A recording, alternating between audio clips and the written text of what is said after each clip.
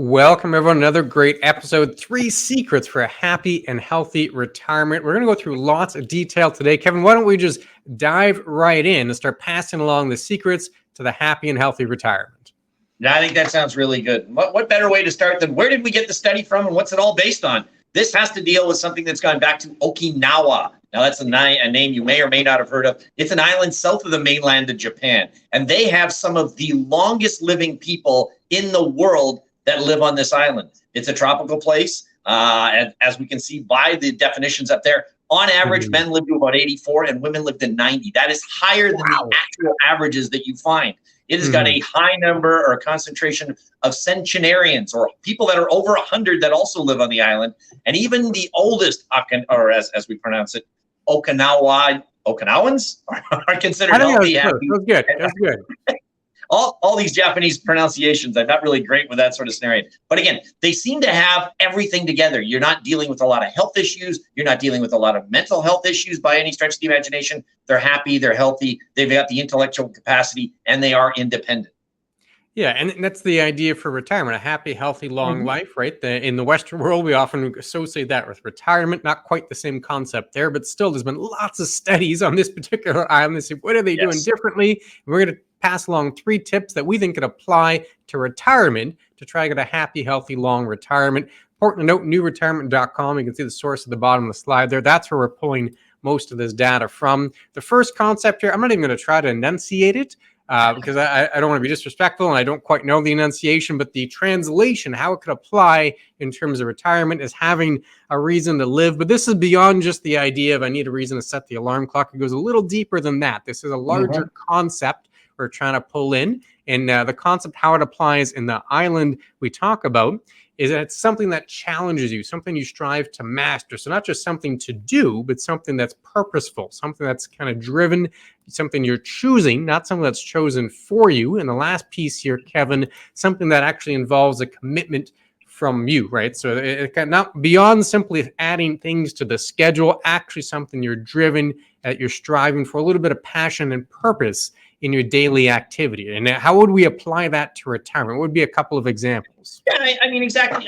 You want to be getting involved in something, whether that's, involved in a sport and getting a little bit more into there, involved in your community of some format, volunteering or things along those lines. These are all aspects that you can deal with. I mean, I know everybody keeps thinking, I'm going to hit retirement and I just have to relax and kick back. But you can only do that for so long before, well, if that's the purpose, then there's really nothing putting you forward that needs to go on. So you need that purpose, something that drives you. I mean, I know a lot of people that, okay, I'm looking forward to retirement, but why? If you have that reason why, you're going to do much better going forward. I want to do more volunteering here. There's a sport that I want to get involved with a lot more. Those are things that can keep you driving. And you've chosen them, as you've just mentioned, as opposed to saying, okay, well, I have to do the part-time job that's coming around because I just need something to keep me busy. That's not sort of the same scenario going forward. Yeah, and that's the first secret. Pulling 3 of them out here. That was number 1. Number 2 here, the concept of lifelong friends. Again, this goes beyond simply having a couple of friends you can chat with or go for coffee with.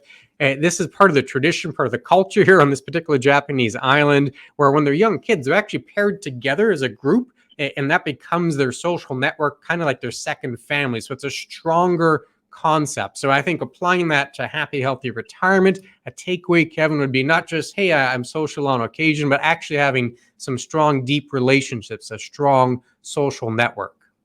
Yeah, and that can be a variety of different things. I mean, it doesn't just have to be people that you grew up with and all your own the same age. I mean, that's definitely an area you like to because you can relate to the same stuff. But, as we mentioned, if you're volunteering, you can have a variety of different people that you deal with there. And they can be of all sorts of ages. And that's great to have because, as you start to get older, people will pass, but you need to have more social connection, being it with your family or anything else along those lines. But maintaining that tight relationship, knowing that, you want to be involved with other people out there because a lonely existence definitely leads to decline in mental health as well as physical health going forward. So you need those strong relationships going forward. Otherwise, you may not have that same sort of scenario to live longer.